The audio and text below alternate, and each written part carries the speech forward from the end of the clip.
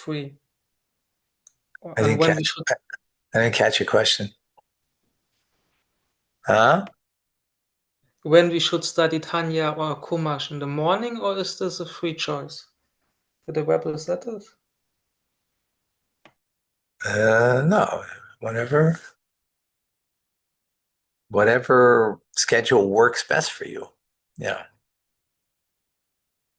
that's whatever, however the teaching will be best. Okay, folks, welcome to Rambam. We're still in the book of Tahara, purity, and speaking about we're in chapter 6 of the laws of kelim, of vessels that can become impure, right? So a vessel means an implement. An implement means something that can be used for some function.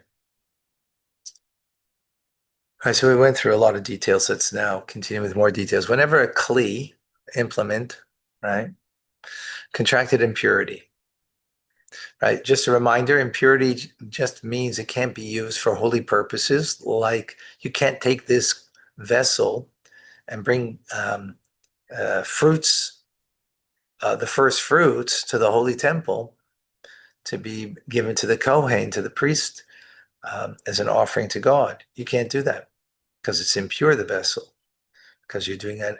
This is a act of purity that needs to be done in all aspects of the vessel that contains it, the fruit itself, the person themselves. Right? It has to be all in pure. But if you have a bowl at home and it's impure, you can eat breakfast with it because you don't have to be in a state of purity to eat breakfast. Now, there were people back in the day, remember, these are laws for the times of the Holy Temple, because that's what you need the purity for, is in the times of the Holy Temple. So there were people called Prushim, the Pharisees, that remained pure at all times. They took a stringency upon themselves, but that's not what's demanded, right? Only demanded is to be in a state of purity when you're doing, you know, pure things in the Holy Temple. Okay, so what happened if this implement contracted impurity? And after contracting impurity, it was broken to the point that the form was ruined and it could no longer serve the purpose which it was made, which is important, right? It can't serve the purpose that it was made for. It could be maybe used for another purpose, but not for this purpose, right? Like, we had a spoon and the spoon got broken, but you could use the backside of the spoon to stir your coffee, right? The the the the cup part, or the containing part of the spoon part, right? It broke, but I can stir coffee. But that's how its purpose. So it regains purity by being broken, right? Because it's not a functional implement, or its intended functional implement. That's what's important over here, right? So when kalim that were pure are broken, they're broken pieces and are susceptible to ritual impurity. So remember, there's two states over here. There's a fact of becoming impure, but then there is to be in a state of being susceptible to impurity. So a let's say, you know, let's say that this was a metal cup, right? This is a silver goblet. This is a silver goblet, right? Silver goblet is susceptible to impurity. Now, if it was in a room with a corpse, it becomes impure, right? If it was it touched carcass of an animal, it becomes impure, right? Which it means it needs to go to the mikvah. Or if it was a corpse, it needs to be sprinkled the third and seventh day with the red heifer to become pure, right? That's so there's it can be purified. But if this broke into pieces, so it's not even susceptible to impurity because it's not a vessel anymore. It's not a container for something. It's a broken implement. Broken implement is not susceptible to impurity. Okay? To what extent must a wooden or bone kli be broken before it regains ritual purity? So all kalim belonging to ordinary private persons are pure when they are broken to the extent they cannot contain a pomegranate. So what is implied? What does that mean? If the container was perforated to the extent that the pomegranate would fall through it, it's pure. Got it? In other words, a pomegranate's pretty large, right? Here, oh, look at that, almost, right? The size of a pomegranate. If this would go through, right, then it would become impure. This I'm talking about like a basket. You had a basket and it had a hole in it. So the point of the basket is to hold fruit. So if it's that large of a hole that the pomegranate's going to go through, it's not a basket anymore, right?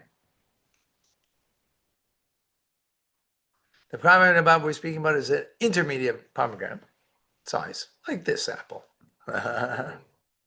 right? One that the onlooker would neither consider large nor small, and we're speaking about in an instance where there are three pomegranates in a container, one touching the other, right? And one would fall through. If the kli had contracted impurity, became perforated by the extent of an olive, the owner patched it. It then was perforated again in a different place to the extent that the olive would fall from it. The owner patched it, and this pattern continued until the hole is large enough that a pomegranate would fall from it. Even though they patched it entirely, it is pure because it is a new entity rather.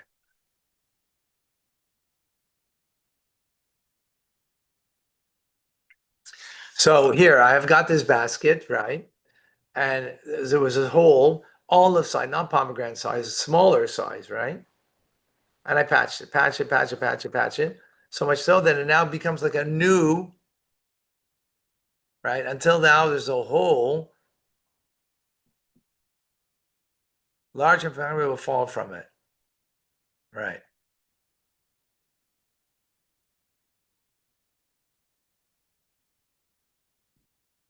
I'm not clear is if there was large enough for the pomegranate to fall from it, what do we need all the patches before that? What did that add? Because if it was patched entirely, it's still pure because it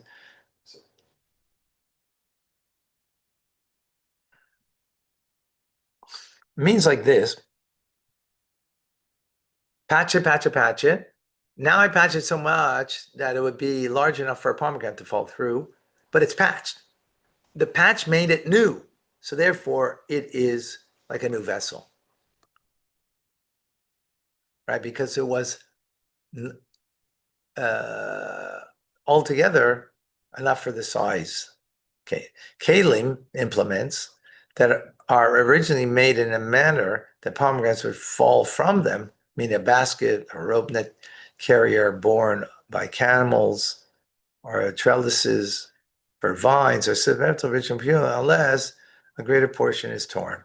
So that's only, something like a normal basket. But if it was a pomegranate, well, it was a basket that a pomegranate could initially fall through. So it means it was made for bigger items, right? So then it would still be impure. It's still susceptible to impurity. Even though rods were attached to trellises above them and below them to reinforce them, the trellises are pure. So here we're talking about in a vineyard, right? They had trellises to hang the vines from it. So here, these trellises had rods to reinforce them. They would still be pure.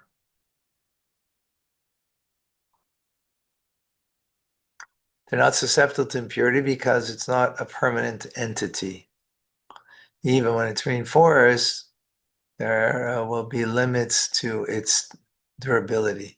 It's got to be a durable implement, and this isn't. If the frame of any size was made for them, Even if the entire trellis has holes large enough for pine to fall through, it's susceptible to original purity.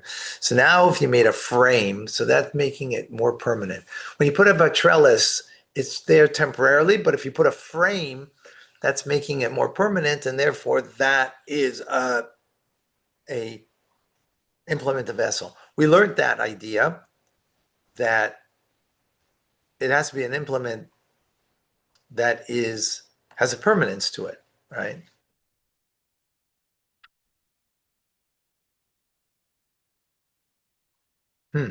Okay, I got to stop here.